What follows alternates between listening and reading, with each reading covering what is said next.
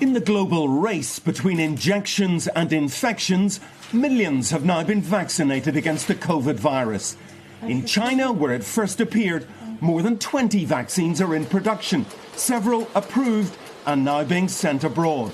Big problem. The governor of Brazil's most populous state says he'll try to force people to have one of the Chinese vaccines next month, in a country with the second highest death toll in the world after the US. Yet China hasn't finished trials for its key vaccines. We haven't seen that yet. But scientists also acknowledge the urgent demand. There's no border to this pandemic, and there shouldn't be a border to the vaccine. Russia's Sputnik vaccine is another shot in the dark.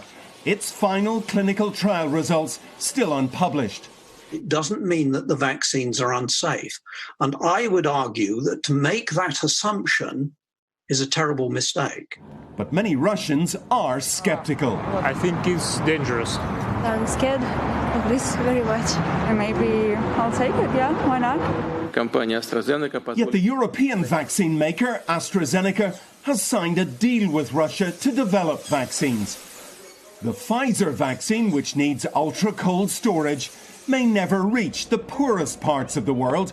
Many countries can't afford costly Western vaccines. There is a need for the world to receive this vaccine. There should be access everywhere. Which is why G20 leaders pledged last month to share vaccines with poorer nations. The Chinese virus. But vaccine nationalism won't end soon. Who was first? Whose is the best? Who's the most generous? The race is still on as the virus mutates and thousands die by the day. Never before has the whole world set out to vaccinate its population. But with rich countries making and buying up most of the vaccines, it could be years before millions in developing nations get one. And the problem for us? Well, no one is safe until we're all safe. Kate?